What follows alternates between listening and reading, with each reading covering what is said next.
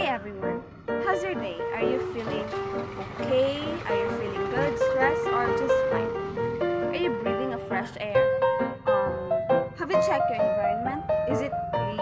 Is it a safe place to live in? Well, for this day, I am going to talk about climate change and its adverse effect. How can we stop these certain effects, or let's say at least provide a remedy for us to not suffer, or create an action plan that somehow can control this climate change? First and foremost, what is climate change?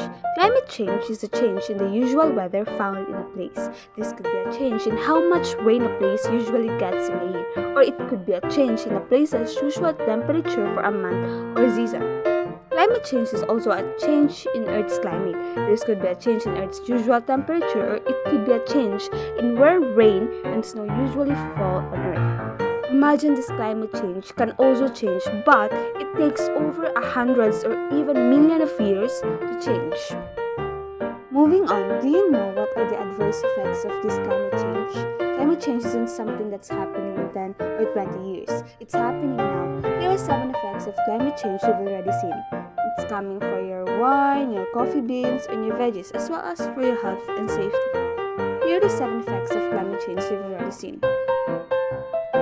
Longer, more intense allergy seasons. If you've been feeling seasonal allergies for the first time or more intensely in recent years, it's not just you. Warming temperatures in some areas like the northern United States are extending the periods when plants release pollen. This affects not only people who already have allergies but those who don't. This means that people who have pollen allergies might experience more intense symptoms, and people who don't normally have allergies might begin to experience them. Next is foods you love are becoming less nutritious and cost more at the grocery store. The same carbon dioxide accumulating in our atmosphere thanks to fossil fuels is actually changing the composition of fruits and vegetables that we eat, making them less nutritious. Extra carbon dioxide is speeding up photosynthesis and causing plants to grow with more sugar and less calcium, protein, zinc, and important vitamins. Not only is food becoming less nutritious, but it could soon cost more too. Beginning in 2006, drought in major wheat-producing countries was a key factor in a dramatic spike in food prices around the globe. And as the world keeps getting hotter, we can expect to see this kind of drought more and more often.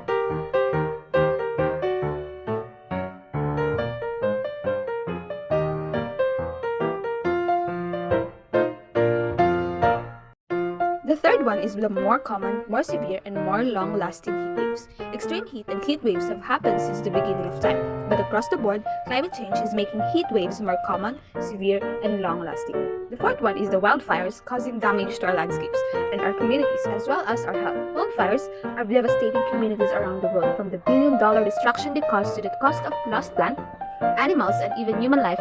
This devastating natural disaster are scaring our landscapes. But beyond even the tragic injuries and fatalities that can result directly from major forest fires, these climate-driven events can damage infrastructure, which can jeopardize access to life-saving care for extended periods of time, threaten our water quality and food supplies, and so on. The fifth one is the hurricanes are becoming more likely and more dangerous. Around the world, average sea surface temperature are rising. As seas get warmer, they add more water vapor and heat energy into the atmosphere. This extra heat and water just happens to be the perfect fuel for hurricanes, and in the right conditions can make dangerous storms even more powerful. The sixth one is the more climate-related mass migration. Climate change is already prompting an increase in migration, with people being forced to leave their homes because of drought, flooding, and other climate-related disasters. Diseases are spreading more easily. What thrives with warmer than average temperatures, extreme heat waves, and heavy rains? You guessed it. Disease-carrying insects. These vectors live longer lives in extended periods of warm weather, fly into new areas that were previously too cold, and reproduce in water deposits left by the rain. Climate change is also creating ideal conditions for waterborne pathogens like bacteria, viruses, and protozoa, which flourish in warmer waters. To avoid these adverse effects of climate change, I created an action plan or proposed that could be a remedy for us not to suffer from this climate change. Climate change is happening now, and it's the most serious threat to life on our planet. Fortunately, there are plenty of solutions to climate change. They are well understood.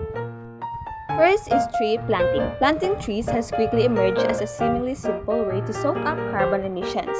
Everybody likes it. Environmentalists, politicians, and corporations alike are pushing for a rapid expansion of reforestation efforts to meet the climate goals. The second one is keep fossil fuels in the ground. Fossil fuels include coal, oil, and gas, and the more that are extracted and burned, the worse climate change will get. All countries need to move their economies away from fossil fuels as soon as possible. The third one is invest in renewable energy. Changing our main energy sources to clean and renewable energy is the best way to stop using fossil fuels. This includes technologies like solar, wind, wave, tidal, and geothermal power. The fourth one is reduce plastic. Plastic is made from oil, and the process of extracting, refining, and turning oil into plastic for even polyester for clothing is surprisingly carbon intense. It doesn't break down quickly in nature, so a lot of plastic is burned, which contributes to emissions. Demand for plastic is rising so quickly that creating and disposing of plastics will account for 17% of the global carbon budget by 2050. This is the emission count we need to stay within according to the Paris Agreement. Fifth one is to improve farming and encourage vegan diets. One of the best ways for individuals to help stop climate change is by reducing their meat and dairy consumption or by going fully vegan. Businesses and food retailers can improve farming practices and provide more plant-based products to help people make the shift. The sixth one is protect forests like the Amazon. Forests are crucial in the fight against climate change, and protecting them is an important climate solution. Cutting down forests on an industrial scale destroys giant trees which could be sucking up huge amounts of carbon.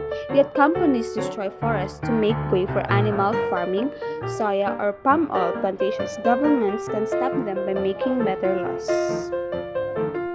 And lastly, part of my action plan is to protect the oceans. Oceans also absorb large amounts of carbon dioxide from the atmosphere, which helps to keep our climate stable. But many are overfished, used for oil and gas drilling, or threatened by deep-sea mining. Protecting oceans and the life in them is ultimately a way to protect ourselves from climate change. We cannot do this action plan without the approval from the higher officials, as they are going to be the one who will cater and implement those said actions under a renovation program for controlling the climate change.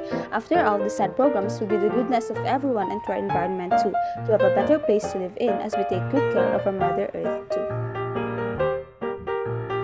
So with this action plan of mine, we can finally assure that the climate change will be finally controlled by us. Those who are sitting in the higher position will approve